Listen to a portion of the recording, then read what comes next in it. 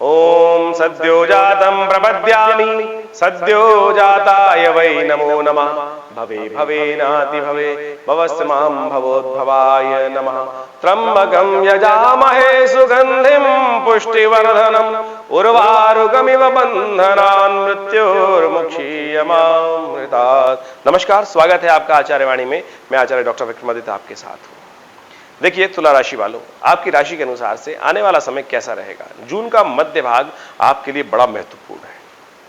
जून के मध्य भाग में कई ग्रहों का, विशेष तौर पर सूर्य का और शनि का परिवर्तन होने का योग बन रहा है। यह परिवर्तन आपके लिए बहुत महत्वपूर्ण है। सूर्य का परिवर्तन आपके भाग्य में हो रहा है और भाग्य के खेल, देखिए कहा गया ना, भाग्यवंत के द्वार पर खड़े रहें गुणवंत।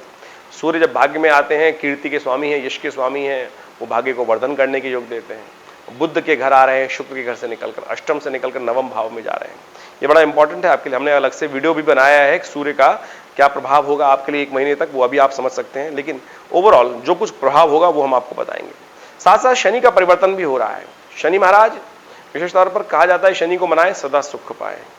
शनि महाराज आपके पंचम भाव में चल रहे हैं, स्वग्रही हैं, और वहां पंचम में बैठकर आपकी राशि के अनुसार से अब चल रहे हैं वक्र गति पर। 4.5 महीने ये वक्र गति पर चलने वाले हैं।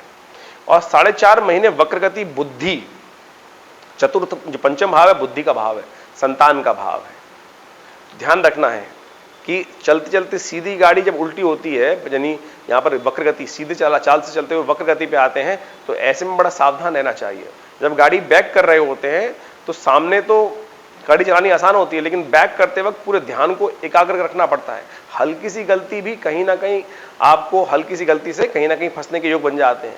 खराब नहीं है, लेकिन बहुत सावधानी के साथ चलने की जरूरत है। तो यदि सावधानी के साथ चलेंगे तो बहुत अच्छे से कंट्रोल कर सकते हैं। यही ज्ञान प्राप्त कराने के लिए ज्योतिष का बड़ा इंपॉर्टेंट स्थान ज्योतिष भारतीय शास्त्र में कहा गया है कि कब हमें गाड़ी सावधानी चलानी है और कब ऑटो मोड में गाड़ी चल सकती है। यदि इन सब चीजों को समझ लेंगे तो बहुत समय का लाभ आप ले सकते हैं। देश काल परिस्थिति के अनुसार से जो ज्यादा कार्य करता है, समय का लाभ उसी को मिलता है। तो इस बात को हमें समझना चाहिए। इसके साथ साथ इन 10 खासतौर पर जून के मध्यकाल में कई इंपॉर्टेंट योग बनने वाले हैं। गुप्त नवरात्रे आरंभ होने वाले हैं। गुप्त मनोकामनाओं की पूर्ति के लिए ये नवरात्रे बड़े लाभ देने वाले होते हैं। तो ऐसे में इन शुभ मुहूर्तों का किसी भी प्रकार से आपको लाभ लेने का प्रयास करना चाहिए। इन शुभ मुहूर्तों के निमित्त जो भी पूजा पाठ करें वो कल्याणकारी रहेगी। हमने भी विशेष तौर पर इस संबंध में दिन पर दिन कैसा रहेगा समय आपको बताने वाले हैं, और आपको समझना चाहिए, उसके अनुसार से आपको कार्य करना चाहिए। सबसे पहले हम बात कर लेते हैं 11 जून की। देखिए 11 जून को तिथि क्या कहती है, पंचांग क्या कहता है। पंचांग कहता है कि इस दिन 11 जून को विशेष तौर पे अष्टमी का योग है, रविवार का अवसर है, और साथ साथ आषाढ़ मास की कृष्ण पक्ष की अष्टमी रविवार, दोनों दुर्गा जी का दिन। अष्टमी भी दुर्गा जी की और रविवार का दिन भी दुर्गा जी के प्रशस्त है। तो और मीन में आ रहे हैं विशेष तौर पर ग्रहों के चंद्रमा षष्ठम भाव में आने से स्वास्थ्य के दृष्टिकोण से सावधान रहना चाहिए। ऐसे में स्वास्थ्य और शत्रु दोनों कहीं ना कहीं कष्ट देने के योग दे सकते हैं। गर्मी चल रही है, सावधान होकर कार्य करें। बहुत ज़्यादा अपने स्वास्थ्य का ध्यान रखते हुए कार्य करने की ज़रूरत है। आजकल इन्फेक्शन बहुत ज़्यादा परेशान करता है। छोटी छोटी चीज़ों में कहीं गलती हो जाती है और फिर इन्फेक्शन कहीं ना कहीं परेशान कर सकता है। तो ऐसे में चंद्रमा को अपने कंट्रोल करने का प्रयास करें। दूध का दान करें, करीब खीर बनाकर विशेष तौर पर खिला दीजिए लोगों को, ये कल्याणकारी रहेगा। और रविवार की जो अष्टमी इस बार है वो सर्वार्थ सिद्ध योग लेके आई है। दोपहर को करीब करीब यदि ग्रह के दृष्टिकोण से देखा जाए तो इस दिन सर्वार्थ सिद्ध योग का करीब 2:32 से सर्वार्थ सिद्ध योग का निर्माण होगा। इसका लाभ मिल सकता है। कोई नया कार्य आरंभ करना हो तो इस मुहूर्त, केवल शाम को राहु काल रहेगा 4:30 बजे से 6 के बीच में, उसको बचते हुए कार्य करें तो अच्छा रहेगा। यदि हम 12 जून की बात करें तो 12 जून को सोमवार का अवसर है और उस दिन नवमी तिथि है, और ग्रह गणना के हिसाब से थोड़ा सा समय आपके लिए भारी चलता है। ऐसे में अपने धन का, अपने मान का, अपने सम्मान का, अपने स्वास्थ्य का ध्यान रखते हुए कार्य करना आपके लिए बहुत आवश्यक है। तो जो काम करें विचार करने के उपरांत करें, बुद्धि से गुरुजन का सहयोग लेते हुए करेंगे तो बहुत अच्छा रहेगा आपके लिए। सावधानी से चलें। और उस दिन भगवान विशेष तौर पे यदि शिव का ध्यान करते हुए एक माला ओम नमः शिवाय का जप कर लें तो बहुत शुभ होगा। यदि हम बात करें 13 तारीख की, तो 13 तारीख को ग्रहों का परिवर्तन का योग लेकर आ रही है। योग जो है विशेष तौर पर आपके लिए ग्रह योग का परिवर्तन जो होगा, और साथ साथ सर्वार्थ सिद्ध योग का निर्माण भी होगा, शुभ मुहूर्त का निर्माण होगा। इस दिन दशमी तिथि है, मंगलवार का अवसर है आषाढ़ मास की, और साथ साथ चंद्रमा जो है दोपहर को 1:32 पर परिवर्तन का योग बना रहे हैं। तो सुबह थोड़ी भारी है, शाम को पॉजिटिव योग दिखाई देते हैं। तो भद्रा भी सुबह सुबह विद्यमान है तो नए कार्यों के लिए थोड़ा ध्यान रखें। सुबह 9:28 के बाद ही कार्य करने का प्रयास करें और उससे पहले बचते हुए कार्य करें। दोपहर का जब सर्वार्थ सिद्ध योग का निर्माण हो जाए करीब करीब 1:32 पर तब उस कार्य को करने का प्रयास करें तो शुभ होगा। यानी शाम पॉजिटिव, सुबह वाली चीज समय थोड़ा ध्यान रखते हुए कार्य करें और शाम को पॉजिटिव रिजल्ट्स आने के योग बनेंगे। बहुत सारे काम ऐसे होंगे जो आपको पहले से पूर्वाभास होगा, उसके अनुसार से आप पहले व्यवस्था करने का प्रयास करें। एक बात का ध्यान रखिएगा, जो पूर्वाभास हो रहा है उसको इग्नोर मत कीजिएगा, क्योंकि ये दिल की आवाज है, दिल में हर एक की परमात्मा बसता है, तो वो इशारा जरूर देता है। उस इशारों को समझते हुए कार्य करेंगे तो बहुत सुंदर होगा। 14 तारीख की हम बात करें, 14 जून की ग्रह गणना विशेष तौर पे उस दिन दिखाती है कि उस दिन योगिनी एकादशी है, माँ भगवती भगवान विष्णु की पूजा करने का, सुंदर आराधना करने का दिवस। तो ऐसे में विशेष तौर पे गरीब जो संत महात्मा है, संत महात्मा की विशेष तौर पे सहयोग करने का प्रयास करें, उनको वस्त्र का दान करें, उनके लिए विशेष तौर पे फलहार की व्यवस्था करें। ये बड़ा सुंदर उपाय है इस दिन इसका लाभ लेने के लिए। योगिनी एकादशी, योग रत योगिनी के निमित्त विशेष तौर पर भगवान की आराधना करने का दिन माना जाता है। भगवान विष्णु का विशेष तौर पर पूजन करें, शालिग्राम भगवान का पूजन करें, उनका चरणामृत ग्रहण करें। ग्रह गणना आपके लिए पॉजिटिव है और विशेष तौर पर आपके कार्यों का सकारात्मक प्रभाव आपके जीवन में उत्पन्न होने के योग दिखाई देते हैं। गजकेसरी योग निर्माण है, उसका भी ध्यान रखते हुए आपको काम करना चाहिए, लाभ की स्थिति बनेगी। लेकिन राहु वहां विद्यमान हो रहे हैं तो कहीं भी अड़े ना बात पर, जो भी कार्य कर रहे हैं उसकी व्यवस्था ऐसी बनाए कि हर चीज को व्यवस्था ऐसी हो कि उसका ऑल्टरनेट आपके पास तैयार हो। बुद्धि के द्वारा लाभ की स्थिति बन सकती है, लेकिन अड़ियल पने से नुकसान होने के योग बन सकते हैं। वही हम बात करें 15 जून की, तो 15 जून की तिथि बड़ी शुभ है। इस दिन विशेष तौर पर प्रदोष है, प्रदोष के साथ साथ बृहस्पतिवार गुरु प्रदोष का योग बन रहा है और साथ साथ संक्रांति का योग भी बन रहा है। परिवर्तन की तरफ जा रहे हैं सूर्य भाग्य में प्रवेश करेंगे और भाग्य में कीर्ति लाने के योग बनाएंगे। और ऐसे में भगवान सूर्य का अवश्य पूजन करना चाहिए, ध्यान करना चाहिए, उनको अर्घ देना चाहिए। और हल्दी युक्त जल से भगवान सूर्य को अर्घ देने से आपके बड़े शुभ होने के योग बनेंगे। ऐसे में गेहूं का दान करना आपके लिए बहुत शुभ है। और चंद्रमा का परिवर्तन शाम को होगा, वो आपके लिए उन्नति के योग बनाएगा। और चंद्रमा का ये परिवर्तन विशेष तौर पर जो है वो आपके लिए जो है कई प्रकार की सूचना भी, थोड़ा सावधान रहने के योग भी बनाएगा। थोड़े खर्चों से बचने का प्रयास करना चाहिए, लेकिन दिन आपके लिए अच्छा है, पॉजिटिव है और आपकी ये जो काम करेंगे उसमें पॉजिटिव रिजल्ट्स को प्राप्त करने के योग बनाएगा। तो आपको विशेष तौर पर हिम्मत रखते हुए कार्य करने का प्रयास करना चाहिए।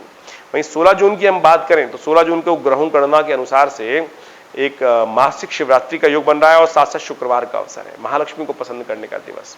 ऐसे में विशेष तौर पर श्री सूक्त का पाठ करें, मां भगवती का यज्ञ करें और साथ साथ खट्टे फलों का दान करना चाहिए।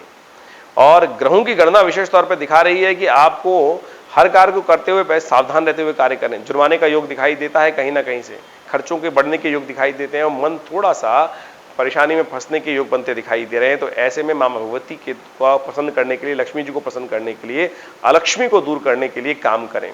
भगवान शिव के मंदिर में जाकर बिल्वपत्र लेकर भगवान पर अर्पित करें, इससे दरिद्रता दूर होने के योग बनेंगे, धर्म के कष्ट होने के दूर होने के योग बनेंगे।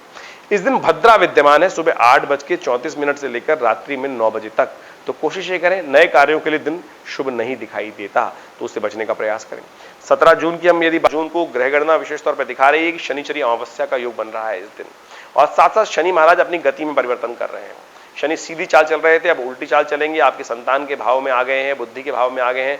ध्यान रखते हुए समस्त अपने संबंधों को बच्चों के साथ सावधानी के साथ, प्यार से बात करते हुए, समझाते हुए बात करते हुए, मुंह से कोई अपशब्द ना निकले। ये वाणी का विशेष तौर पर विद्या का स्थान भी माना जाता है, बुद्धि का स्थान भी माना जाता है। बुद्धि कहीं गलत तरफ ना चल जाए, बुद्धि में अंधकार ना छा जाए, बुद्धि कहीं स्लो ना हो जाए, इस बात का ध्यान रखते हुए कार्य करना है आपको। तो कोशिश ये करें इस दिन किसी भी प्रकार के तामसिक चीज का सेवन ना करें, तामसिकता से दूर रहते हुए काम करें। मंगल शुक्र का योग चल रहा है, तामसिकता की प्रवृत्ति मन में उदय हो सकती है, तो उससे बचने का आपको प्रयास करना चाहिए। गलत तरफ, गलत रास्ते हमेशा नुकसान ही देते हैं और शनि के बात में कहा जाता है कि शनि दंडाधिकारी हैं, तो गलत काम करेंगे उनको दंड भी मिलेगा। तो इसका ध्यान रखते हुए कार्य करें। 4.5 महीने के लिए शनि महाराज हो रहे हैं, ऐसे में आपको ध्यान रखना चाहिए। आज शनिचरी अमावस्या भी है, तो पैतृक कार्यों के निमित्त, पितृ ऋण के निवृत्ति के निमित्त आज ब्राह्मणों को भोजन कराएं, गऊ को ग्रास निकालें, यह आपके लिए बहुत शुभ रहेगा। अब हम बात कर लेते हैं 18 तारीख की। 18 जून को रविवार का अवसर है और अमावस्या तिथि है। पैतृक कार्यों के साथ साथ दैविक कार्यों के लिए यह अमावस्या बहुत शुभ मानी जाती है। गायत्री का यज्ञ करना, भगवान सूर्य को अर्घ्य देना और ग्रहों का परिवर्तन रहेगा बहुत सुंदर तरीके से। मानसिकता में धार्मिकता का उदय हो सकता है और धार्मिकता हमेशा लाभ ही देती है, इस बात पर ध्यान रखना चाहिए। धर्म की तरफ रुझान जागेगा, अध्यात्म की तरफ रुझान जागेगा, आध्यात्मिक लोगों से संपर्क होगा, उनका आशीर्वाद मिलेगा, कुछ सानिध्य, कुछ कथा श्रवण का अवसर आपको प्राप्त हो सकता है। ऐसे में इस शुभ तिथि का लाभ लेते हुए कार्य करने का प्रयास करें, आपके लिए अच्छा होगा। और साथ साथ अब हम बात कर लेते हैं 19 जून की। तो तुला राशि वालों, 19 जून को ग्रहों की गणना दिखाती है कि इस दिन मुहूर्त के हिसाब से तिथि बड़ी शुभ है। सोमवार का अवसर, गुप्त नवरात्रि आरंभ, आषाढ़ मास के शुक्ल पक्ष की प्रतिपदा और शाम को चंद्र दर्शन। ये शुभ तिथि दिखाती है कि मां भगवती के सानिध्य को प्राप्त करने की बड़ा सुंदर मुहूर्त बन रहा है। ऐसे में जो भगवती का सानिध्य प्राप्त करेंगे, उनकी अनेक मनोकामना, रुके हुए कार्यों को गति प्रदान करने का सुंदर योग बन सकता है। ग्रह आपके पॉजिटिव हैं, धार्मिकता का से लाभ होने के योग दिखाई देते हैं। धार्मिकता से आपको भाग्योदय होने के चांस बन सकते हैं। तो गुप्त मां भगवती की आराधना के लिए आश्रम पर बड़ा यज्ञ रखा गया है विवेकानंद में। आप उस यज्ञ में भाग ले सकते हैं। मां भगवती का सानिध्य लें। गुप्त नवरात्रि के अवसर पर यह सुंदर यज्ञ का आयोजन रहेगा विवेकानंद आश्रम में, आप उसमें भाग ले सकते हैं। आपके लिए ग्रह गणना पॉजिटिव दिखाई देती है। 20 जून के लिए हम बात करें तो 20 जून को ग्रह गणना के साथ का परिवर्तन का योग, परिवर्तन जो है विशेष तौर पर लाभ की स्थिति दिखाई दे रहा है। तो ऐसे में गुप्त नवरात्रों का द्वितीय दिवस है। मां ब्रह्मचारिणी देवी का ध्यान करें और विशेष तौर पर जैसा हमने कहा कि हमने विवेकानंद योगाश्रम में एक बड़ा यज्ञ का आयोजन है गुप्त नवरात्रि के अवसर पर। दुर्गा सप्तशती का महायज्ञ रखा है, चलेगा। तो आप भी अपने उस यज्ञ में दिव्य आहुति प्रदान करने के लिए योग बना सकते हैं। कोशिश करें, हमारे विद्वान ब्राह्मणों के द्वारा सुंदर व्यवस्था बनाई है। आप भी इस यज्ञ में भाग लेकर अपने कष्टों का निवारण करने के लिए सुंदर कार्य कर सकते हैं। लाभ होगा। धन्यवाद।